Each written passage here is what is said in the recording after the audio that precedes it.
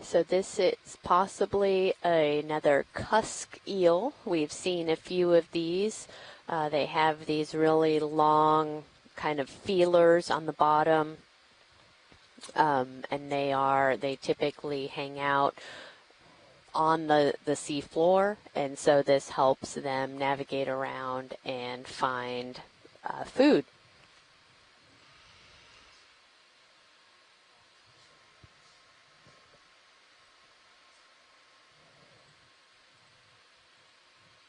You can see the cut in.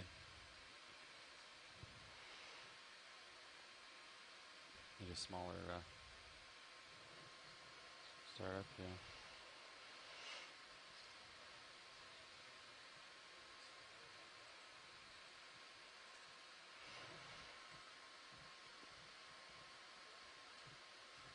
I'm stopped, looking down at US 73, no rush.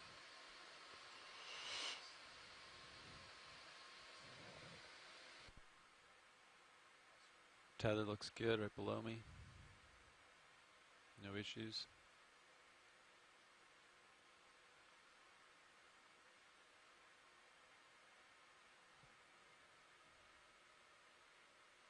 The only time I saw this much turbidity was when we were like in that volcano, basically, remember? Watch 2 nav, go ahead.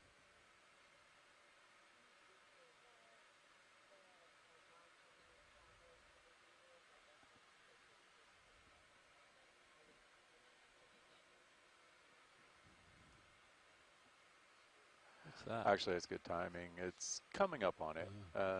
D2's almost there. So here's another squid. This is different from the one we saw earlier. It's a very interesting stance. It's like his eyes are looking down and his tentacles are feeling the ground. Mm-hmm.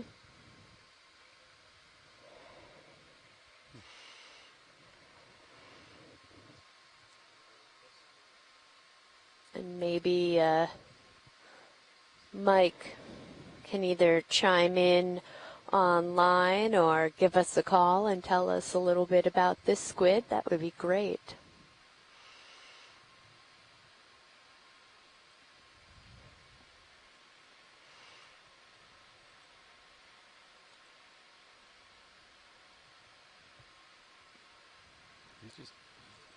He's just chilling there. He's focused on the ground. He's not looking at us.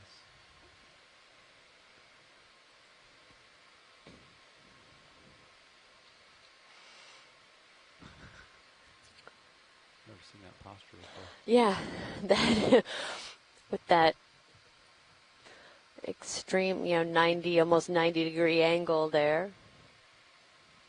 So Mike says it's a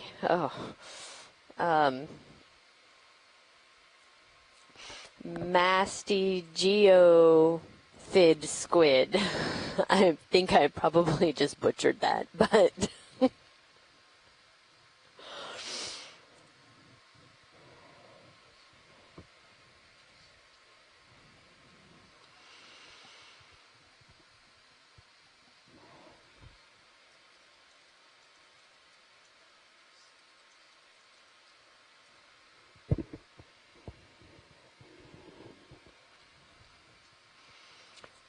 that's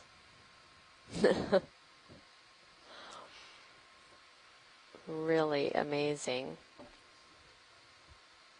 to see how it can just maintain that perfect posture.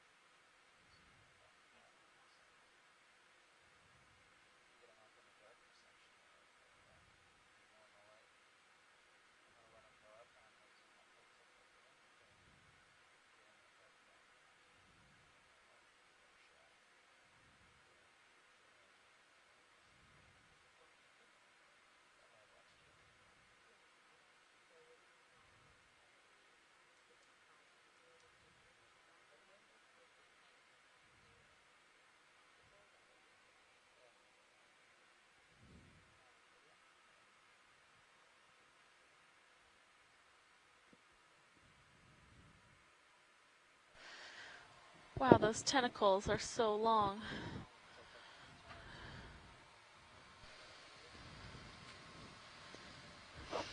Yeah, so they have the 8 arms and then the 2 long tentacles, correct? Correct, yeah.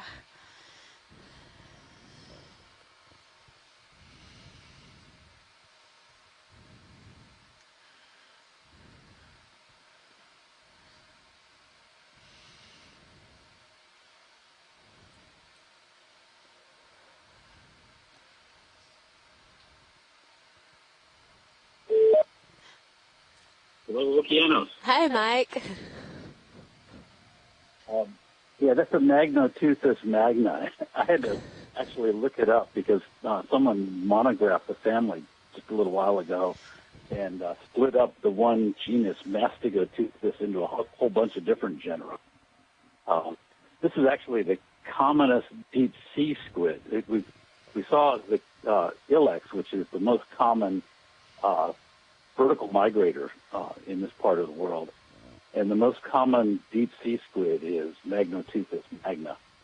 And they actually, someone asked if that's a typical posture for them. The answer is yes. They drift along just above the bottom with their 2 long tentacles hanging down so that they're almost touching the bottom. And the tentacles are really sticky because they have microscopic suckers on them, just a gazillion of little microscopic suckers. So anything that bumps into them sticks to them. And so they're drifting along in the enriched layer just above the bottom, waiting for crustaceans and such things to bump into the 2 tentacles, and then they reel them in and eat them. And when you say the most common deep sea, so is there a certain depth range? What's the shallowest depth that these have been observed? I'm not sure what the shallowest depth is, but they're common beyond 1,000 meters. So in the bathypelagic, they get up into the mesopelagic as well. But this species in particular is very common off the northeast U.S. Okay. In waters deeper than 1,000 meters. And could you give us a little information about the red color? So we talk about this with shrimp a lot, but why would they be such a bright red when that seems to be bright to us? Yeah, I'm sure you've discussed this. In fact, I heard people discussing it earlier in the cruise. It's because when water penetrates, when light penetrates through water, most of the wavelengths are absorbed really quickly, the reds and yellows and so on, and only the blue can travel very far through water. So when you get down into the deeper depths, the only sunlight that's left is blue light. And there's a couple of ways to avoid being seen. You don't want to reflect any light that's down there, and so you don't want to reflect blue light. And if you are red, the red pigment absorbs all of the blue light, so it doesn't reflect any of the blue light. So it's the same as being what they call a black box, absorbing all the light around. So you're not going to show up unless somebody has a red flashlight. And it turns out some of the fishes do. They've got photophores underneath their eyes that are red, and they can actually use that like headlights and see red things that are fairly close to them, but they can see them really well if they generate red light with their photophores, which then reflects back off of the red animals. But most animals can't see something that's red down there because it's absorbing all of the blue light. Great. I had no idea about the fish with photophores. I didn't either. That's really cool. And I have one more. Take my DT biology course. I should. I have one more question for you. It looks like there are some scars on the mantle and the fins of this squid. Do you have any idea of the predators? Lots of things like to eat squids. The short answer is I don't know specifically what might have made the scars that you're talking about. I just got the video running again so that I can actually see it while we're talking. But I don't see any major scars on it. But lots of fishes will will try and eat the Jeff. cephalopods. And they're also a target for the deep My diving rating toothed remains whales as 220. well.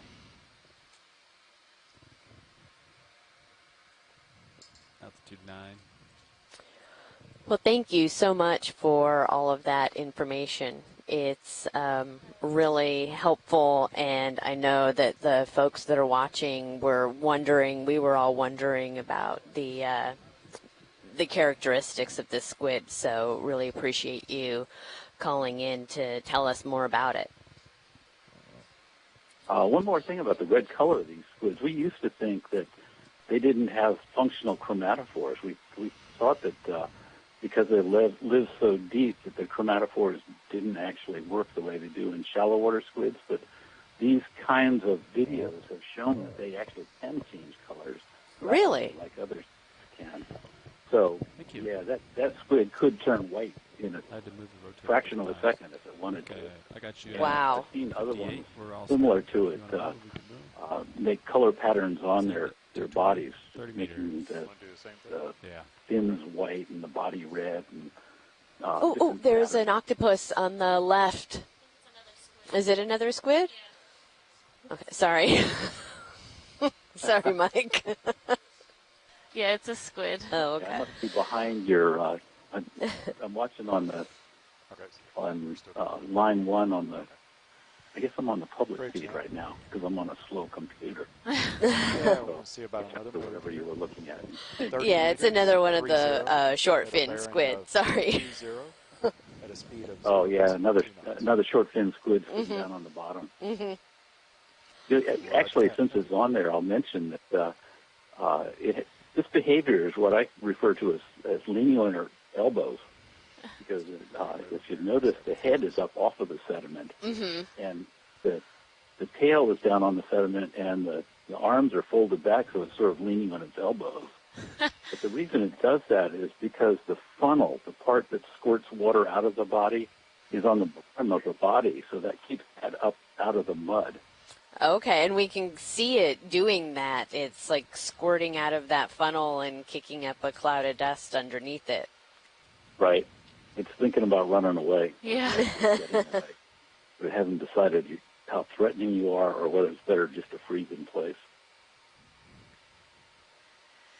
Yeah, seems like we're going to potentially have a very squiddy dive here Yeah. today. Well, that's perfect. It is good, yeah.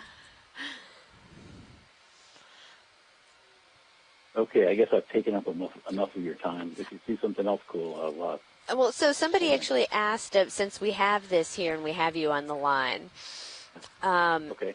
somebody was asking that the Latin base of the name has to do with like enticing, and so what is the kind of enticing aspect of the short fin squid that would give them that name? Do you know? I didn't even know that was the Latin base of the name, to be honest. But they are delicious. Okay.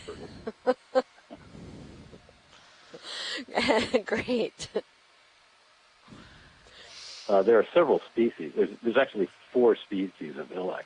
Okay. And the reason I first said that it's almost certainly Elisabrosus, if you were farther north past Cape Hatteras, I'd be pretty sure it was Elisabrosus. But down where you are, there's another species that it could be, which is Oxygonius.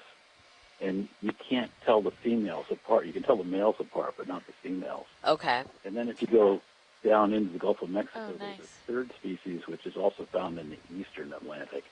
And then there's a 4th species in the South Atlantic. Okay. Okay. And it looks like we've found another type of fish that has an interesting adaptation for these soft bottom areas. Oh, yeah, he's a flounder there. Yeah, so we have a flounder that I believe one of our ROV team spotted, which is a great eye. They tend to have a bit of sediment on top of themselves, so they bury themselves, and both of their eyes are on the top side of their head. So instead of having an eye on each side, a dorsal and a ventral, both of those eyes are... Yeah, because they swim sideways, basically. Yeah, that's... Yeah, you're right, pilot. Yeah. Okay, well, rather than pretend I'm a fish person, I'm going to hang up. Thanks, Mike. Okay, talk to you later. Bye. Watch lead nav. Yes, I just wanted to advise that as you were looking at it, thought I caught you in a dead spot, but didn't. We're at 100 meters, 100 meter move.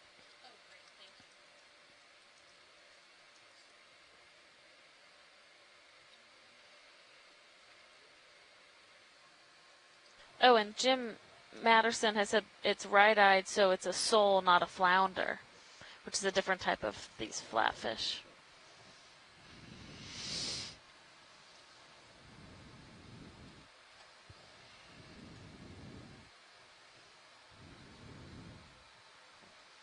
Looking at altitude 83. I think I have a little bit more to move, probably.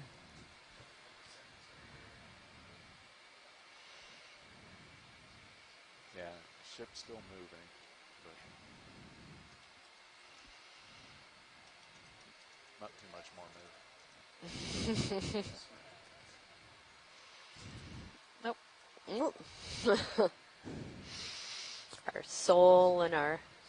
Exactly.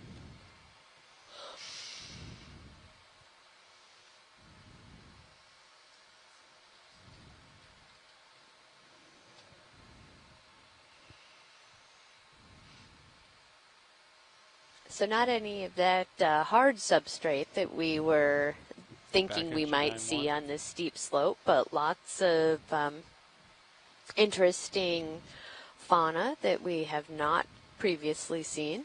Right. Number of fish and 2 different types of squid so far. Mm-hmm. And like Scott France had said earlier, it is interesting that there doesn't seem to be any sea cucumbers or organisms that actually feed on what is in the sediment, or none that we can see at least. Yeah.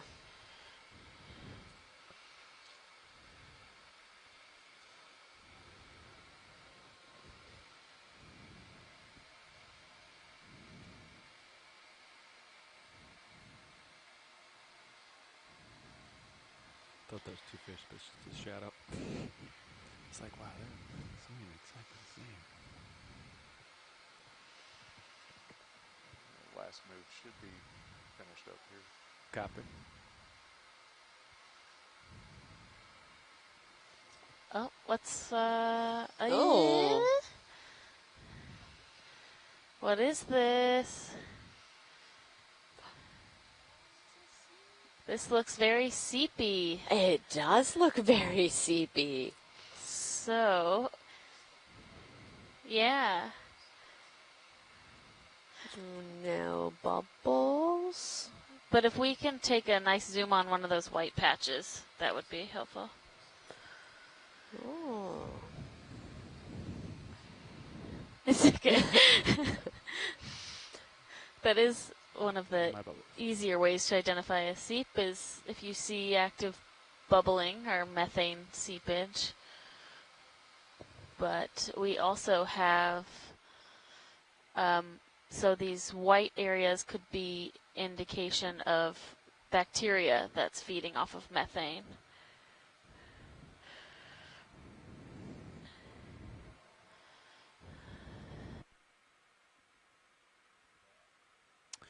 Yeah. Should be done, Yes.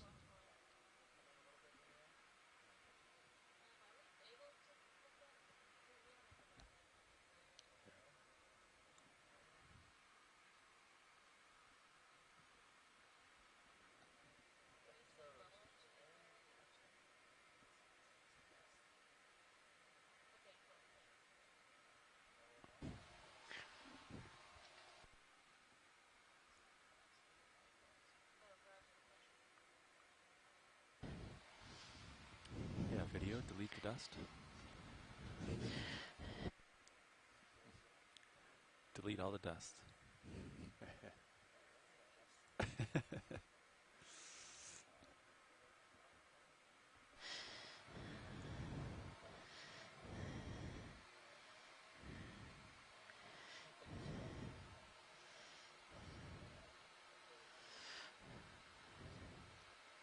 Received. Thanks, guys.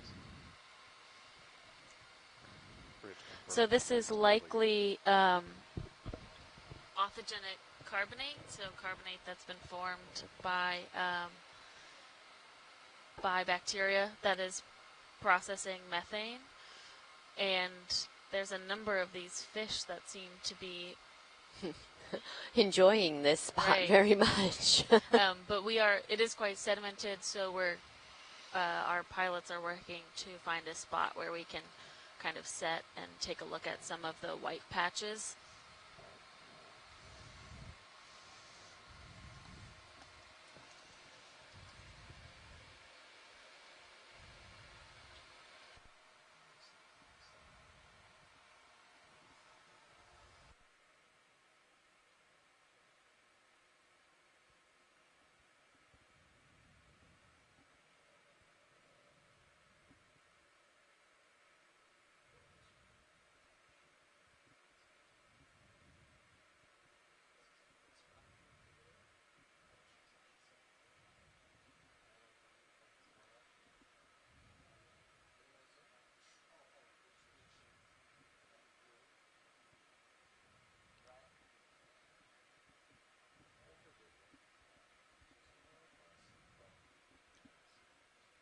Looks like I'm holding position here.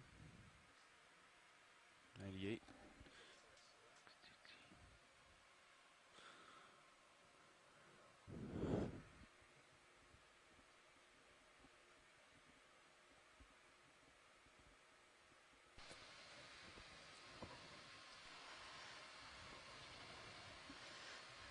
Wow, that is very impressive. Yeah, I am a little taken aback by the density of the white part on the gray, next to the gray parts of the rock. Just because that is such a dense patch of what could be bacteria. I'm more familiar with bacteria mats as they're growing on the sediment. But if we have any of our scientists on the line that are really familiar with seep sites, we would love to have you call in or join us in the chat to take a look at this with us.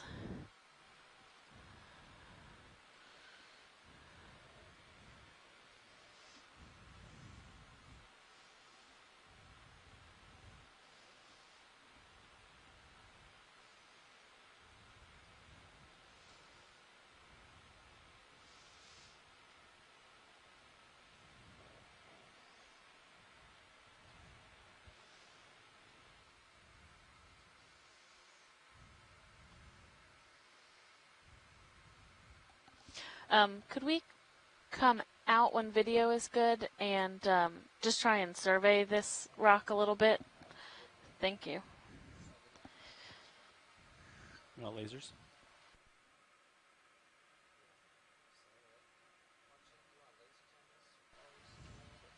Yes, please. That'd be great.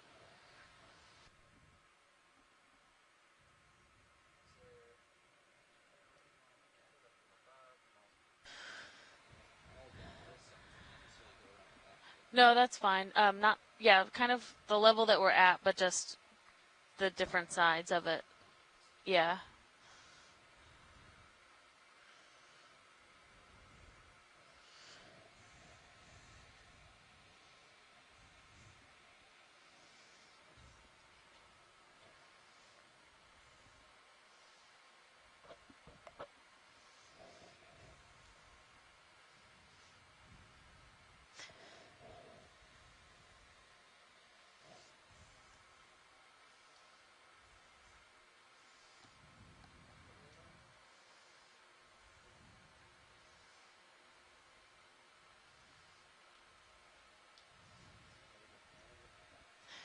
Right. I was going to ask you guys are we able to see more hard stuff in the sonar, or is that are we like not faced the right direction?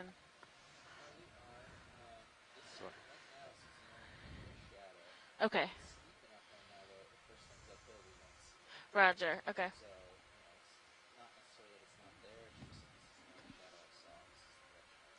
Gotcha.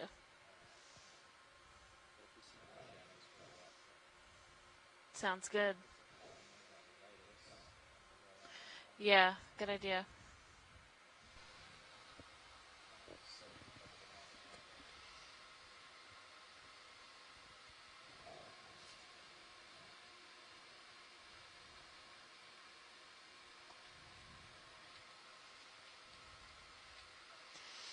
And this particular type of fish definitely seems to like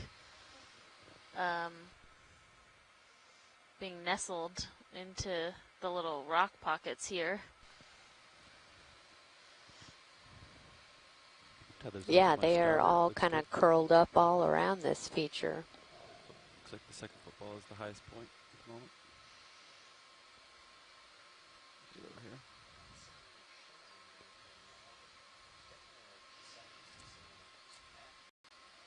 here. Yeah. Right. Yeah.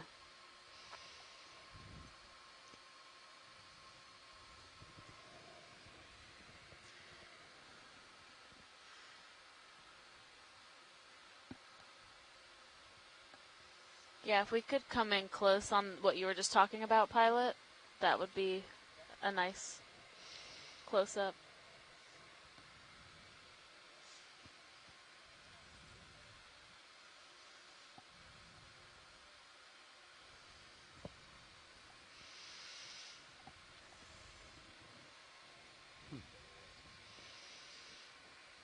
Lasers are off.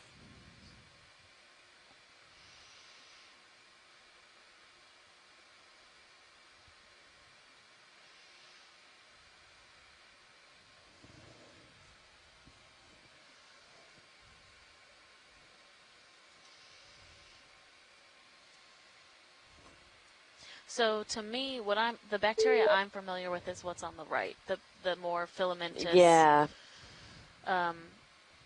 Did someone just join us on the line? Hi, Amy. It's Carolyn Ruppel. Hi, Carolyn. Getting up to speed now here. Hi, how are you? Thanks for the email. Yeah, I'm glad that you could get logged in and join us. Well, I'm not in the chat room, but I am online and I'm watching the video now. Perfect. So, I'm sorry, can you remind me what your water depth is right now? We're at 1,300 meters. Oh, wow. Okay, you're really deep. Okay, thanks.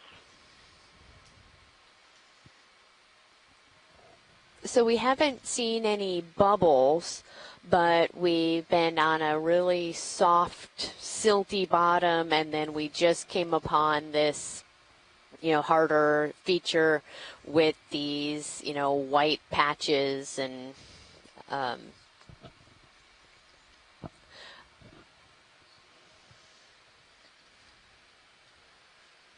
So, Amy, do you have some of the SEPA ecologists on or not? No, we don't. So. No. Okay. Yeah, I know the Falcor just came in this morning on the West Coast, so Amanda probably won't be able to call in either.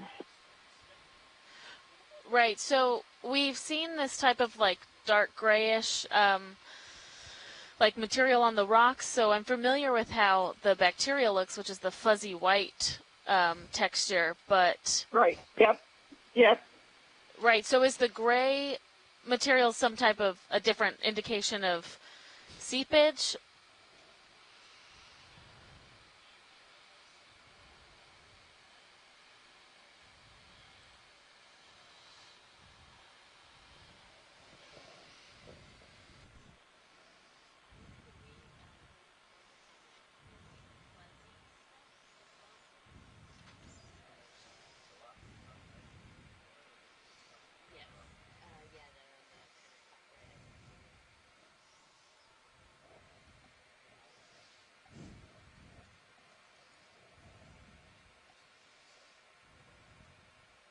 So is this really one of the first hard grounds that you've seen today? Yes, it is the first hard ground that we've seen today. The rest of our approach has been pretty heavily sedimented.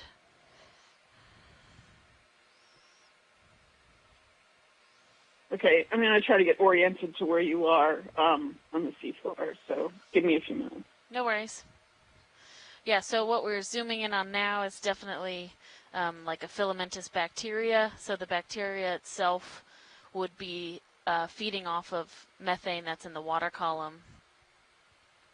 And if my seep ecology is correct, it is likely Beggiatoa, which is a type of bacteria that is actually modal. So they form these long filaments, and they can actually swim in the water column as well. It's okay.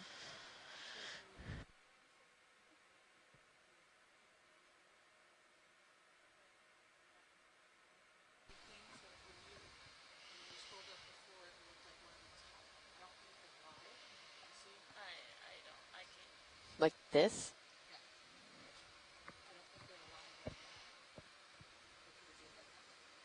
It could be. That's very, like, I can't see it. So I can't. Yeah.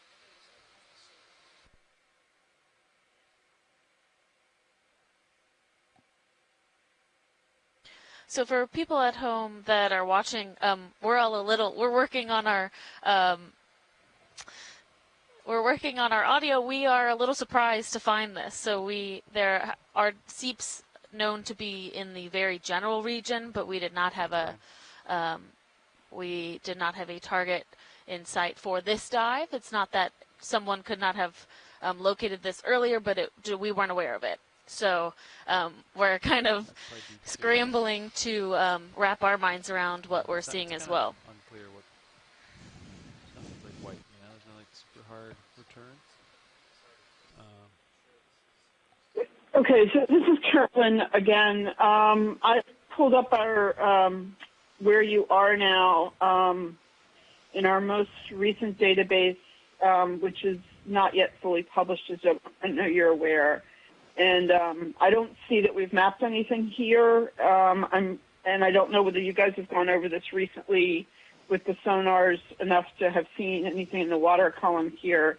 I will say, as you're well aware there on the ship, that we do have a population, a not very large population of seeps on the margin at about 1,300 up to about 1,000 meters water depth.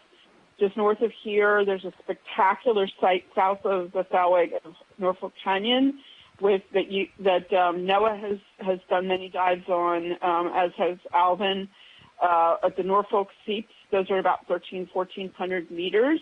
They look much more spectacular than this. They're mussels and big chemosynthetic communities.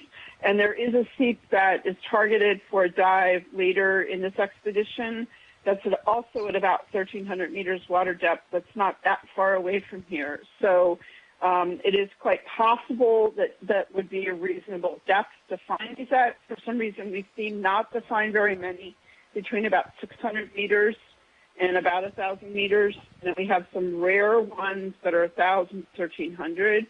And as those who've been around NOAA a while know, to me at least, these are really, really interesting seeps because they're way inside the stability zone where you really shouldn't have a lot of methane coming out of the seafloor. So it's plausible, but obviously, they just tripped across this, and we don't have a map plume in the database right now at this location. So, Carolyn, we did not map these last night, but because we just found this site early this morning when we were relocating after all of our different trials and tribulations to get a good site today. But the plan is to map over this and get good sonar data as we leave today. No, on your sonar. Yeah, so I figured, yes, I know. I was watching the emails come this morning. I realized that there was a lot of complication this morning. So.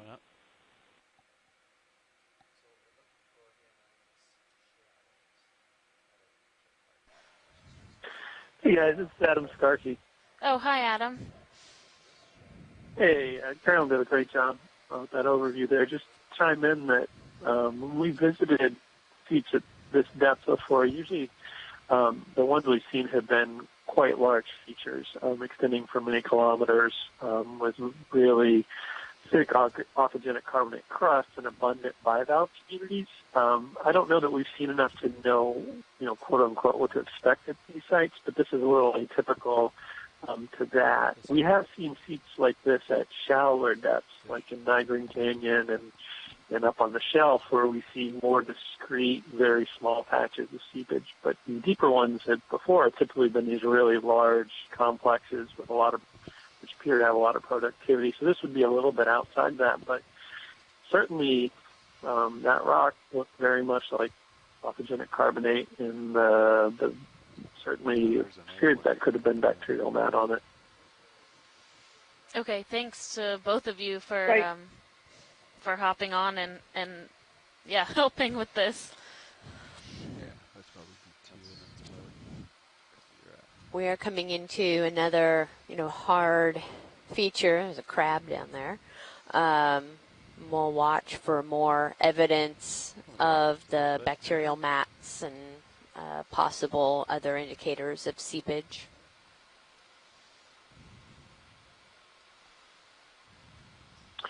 And I know the ROV guys know this, but if they keep an eye out on the scanning sonar, that usually does a pretty good job of picking up if there are any blood bubble plumes in the area. They come back as pretty strong street returns that could help them locate a bubble stream if they're already around. Okay, great. Thank you.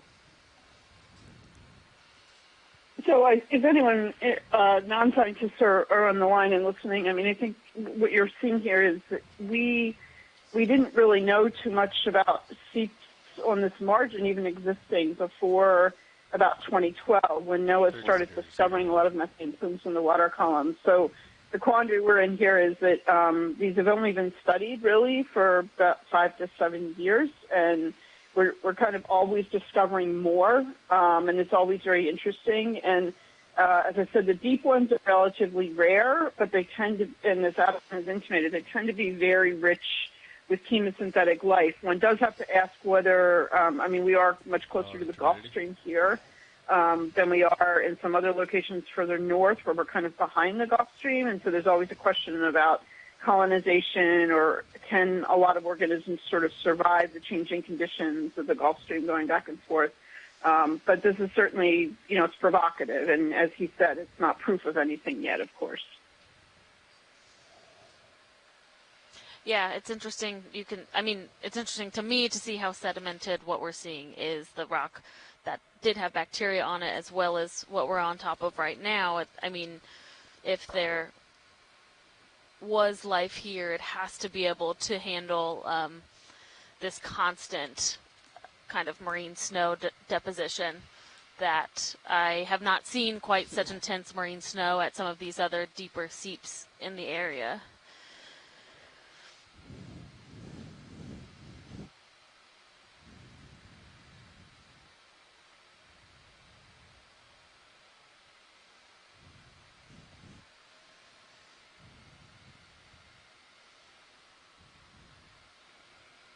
Can we just quickly zoom on that? Is that a fish that's doing like a half arc, or is it something that's in the sediment?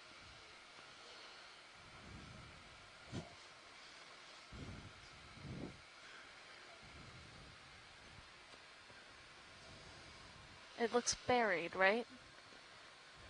Oh. Okay.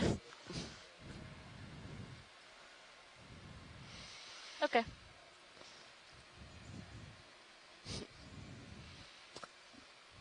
Sleeping. Yeah. Long nap.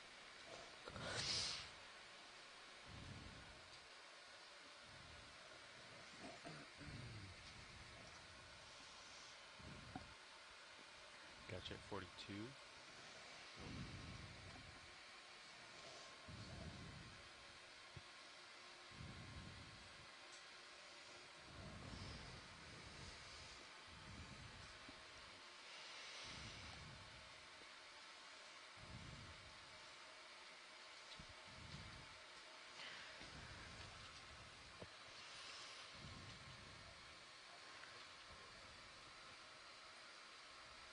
Oh.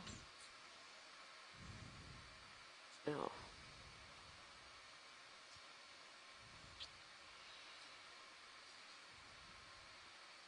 Does it have line on it too?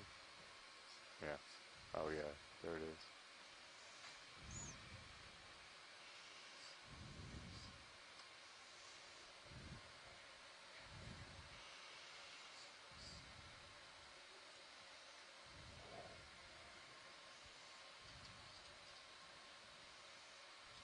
No, looks clear so far. I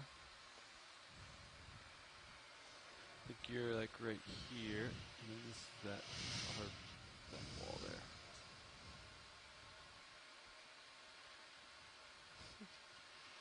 I thought my lights were coming on, but I think he's playing with games. Is that a... Yeah, can we take a zoom on that?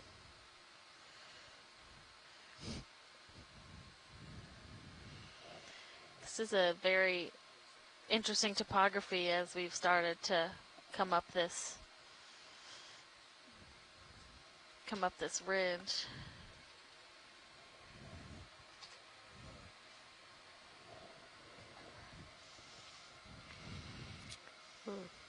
Look how dirty it is. Yeah, looks like a type of squall lobster. It just is covered in sediment.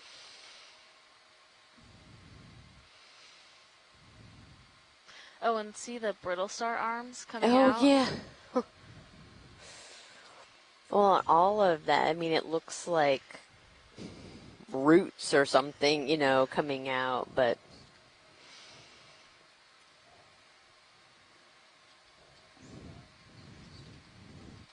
Yeah, I'm curious if those are similar to the... Yeah, I don't know what all the filaments are. If they're... Those agglutinating forams, maybe? Maybe.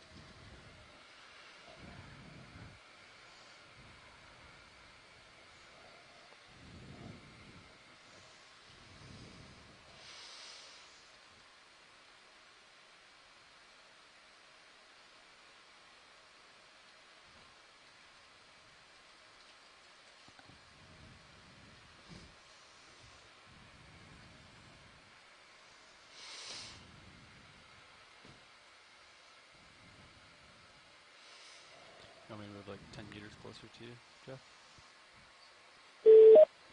10 meter move? You want to make a little move? Yeah, Yeah, 10 okay. meters. 220. That'll just give me a little closer, Same. Jeff. Yeah, Okay. because it's Okay, getting agglutinating steeper. forams Yeah. might be a good guess, and I wonder if there's also some ophiuroid arms hanging out there. Bridge net. Yeah. Star arms. I think you're right, Scott. It looked like there were we some want to see about a move. light-colored ready? arms coming out from within that Okay, we're gonna sediment. move 10 meters, 10, at a bearing of 220, at a speed of 0.29. Light-colored arms coming out from within sediment.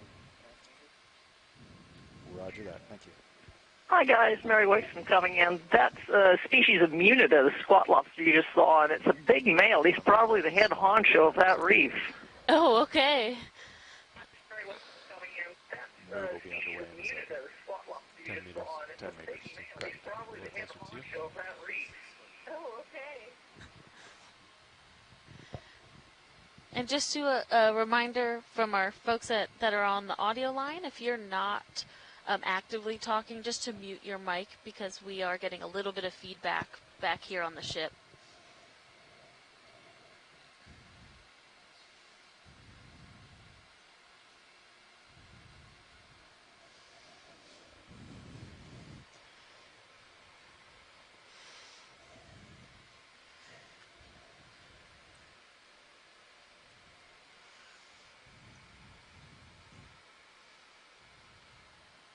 So it looks like we are in a bit of a smaller canyon within our main canyon.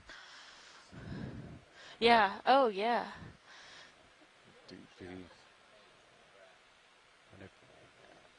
Oh, okay. Manipulator.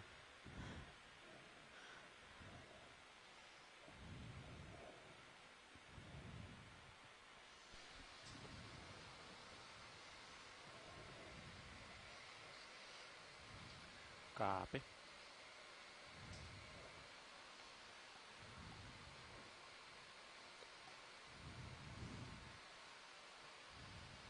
Tether looks good. A little bit left, not too much. We're just going straight to you.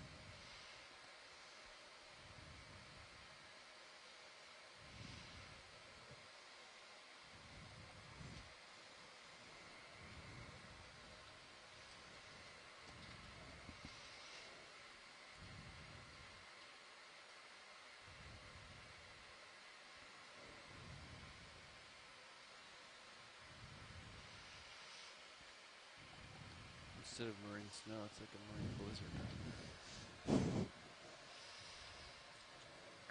Bridge nav. Received. Thank you. 10-meter moves complete, guys. Copy. Thanks, Nav. Yep.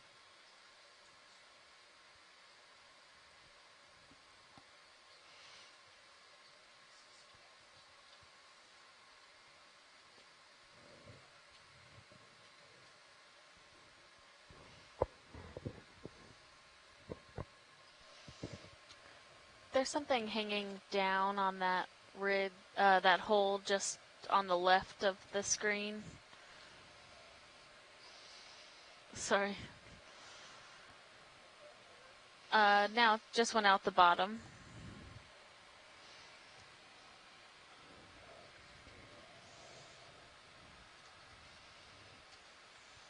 It might be like a big chunk of the coming into middle or like below middle.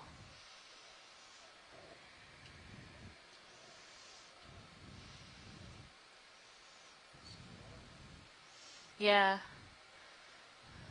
There's actually, yeah, let's take a closer look.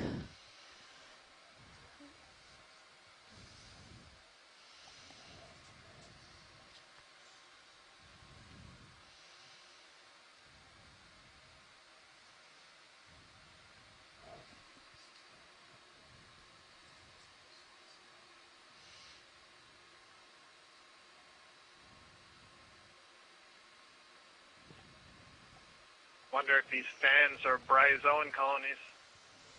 That was going to be my guess. I apologize for saying it first then. No, that's... I wasn't going to say it, so I'm glad that you did. How about I go back up with hydrozoan? There we got our bases covered. There you go. But they are, I mean, you can see the sedimentation settled on these, so I think it's indicative of not many things would be able to settle here and actually make it a very long time. They do look like bryozoans. I had to step away, so you may have discussed this already, but I had the same thought. You know, maybe we're seeing some harder substrate here, but there's just so much sedimentation that the sessile fauna, the stuff that's attached here, can't survive and outgrow it. Right. Amphipod crawling on that one colony in front of us. Yeah, there were a few of them on that one.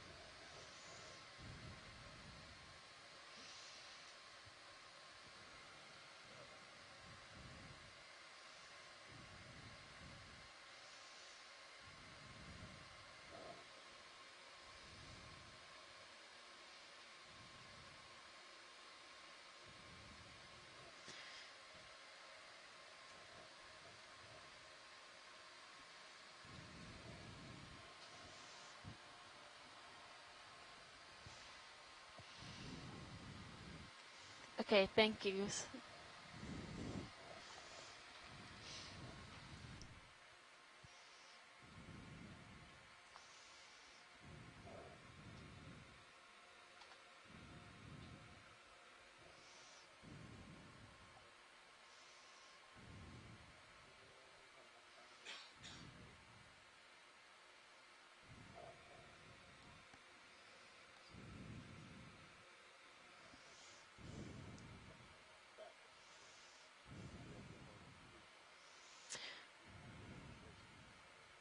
Oh, I mean, if that's what you thought, that's a valid thing to try and verify. So if we can get closer.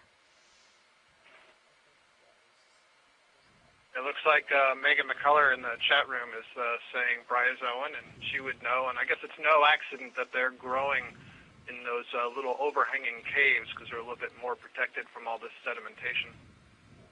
The fish poking out of that hole in the lower left. Yeah, and there was another, I think, one of those Munida squat lobsters there too. So likely these areas where there's a bit of shelter, like Scott said, from the marine snow is where we might find a bit more, at least visible life. Did There's a stalk of some kind off the screen right now. Oh, I see. Yeah. I couldn't tell if it was a worm tube or something else. Yeah, just to the right. Okay, yeah, go for whichever.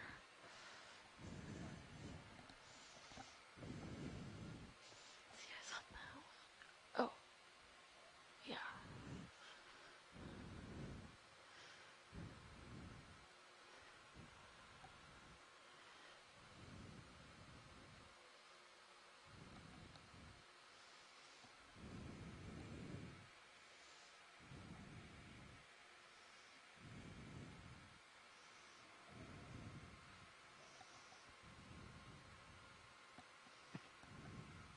A tube of some kind. The amount of mucus that's down there, I think maybe some kind of mollusk, but looks more like a polychaete tube or something. Yeah, it's hard to tell, like, yeah, with so much sediment, you can't see the structure of the tube at all, but it's definitely something. That's helpful. I don't know if it's something that's, actively alive now or something Yes. that's very old and a remnant. Oh, and there's sediment coming out. Something is pushing sediment out just above it. Anyways.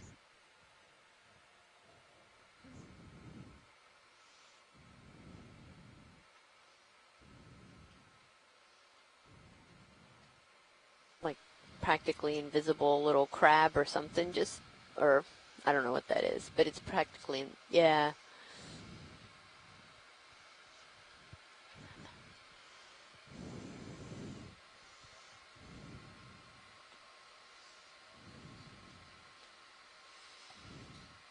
Oh, are those snails?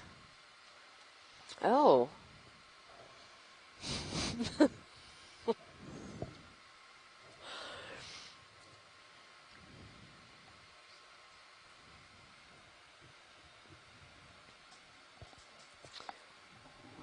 Wow. Well, they're enjoying this detritusy muck on the bottom. Yeah, they could See that, be responsible. White tube sticking out to the, moving away from us. That's the siphon that they use to channel water in across the gills that are inside the shell there. And they also have a structure that allows them to basically sniff the chemicals in the water. So I would expect that these might be some kind of predator that is sniffing around in the water looking for something to eat.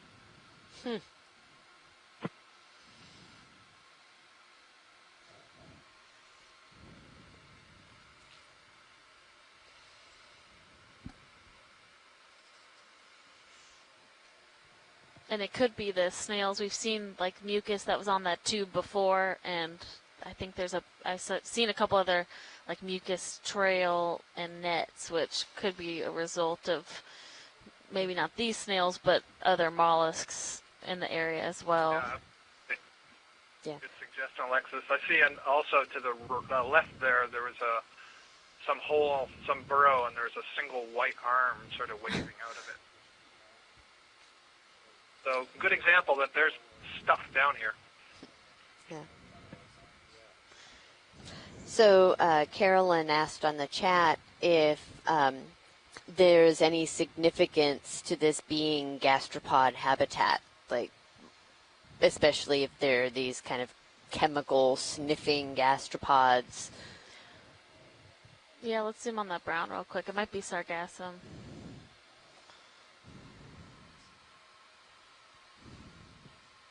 I can't offer any significance to that. I mean, that's stand by while we ID this. That looks like sargassum that's sunk to the bottom. That's a very general sort of pattern of these snails. Some of the advanced snails to have a very well-developed siphon that they use for probing the water. They're also using it for bringing in a current of water that they get their oxygen from. There's another one. Yeah. But I'm not sure why they would be more common here and not in some of the other places that we've looked. Yeah, that's true. No, I did not. And it might just be less competition in this area, just because there's so much sediment. And if they have a way to not too far away to get away from that by being mobile, then that might be an 1910 advantage for them. ship move. So just a little bit further back for the ROV.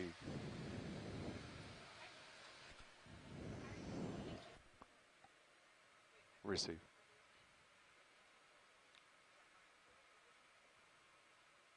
No, 1910 was the ship position. So look at the vehicles and drop back about that distance. Do you want me to drop one there to hold it? Okay. I wonder, are they only in these areas where there's a little bit more of this consolidated mud that's showing? Because, where we first landed, I would think that the sediment might be too fine and almost liquidy for them to move over the surface. No problem.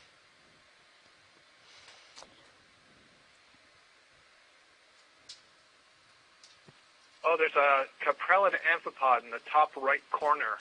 The common name is a skeleton shrimp. It's that long, looks like a stalk with two antennae at the end, and it keeps bending, kind of nodding, and you can see a little bit of swelling. Oh, yeah.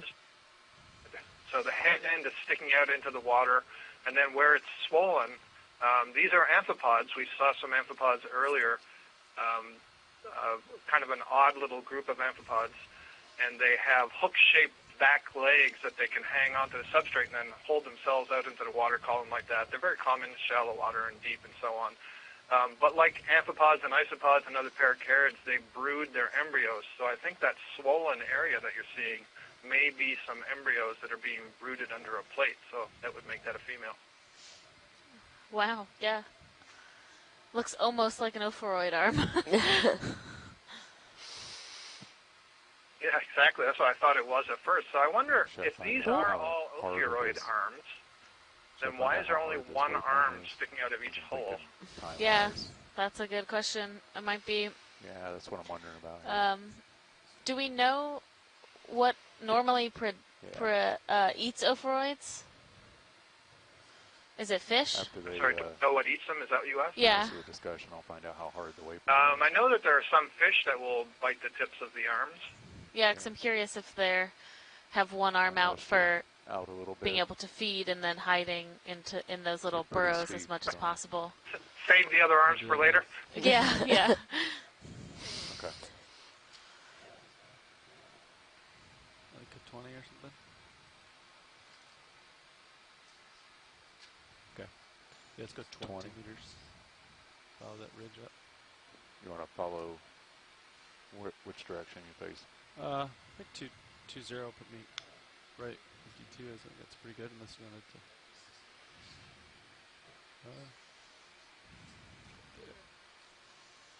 So stay 220 or? I think so. What do you think, Jeff? Yeah. Okay. And 20 meter on this one? Yes, yeah. Okay. Okay, we'll get it in. Bridge now. Yeah, I want to see about a move. You guys are ready? Okay. It's going to be 20 meters, 20 at a bearing No one of Barrett just wrote in the 220 chat room that we've at a seen speed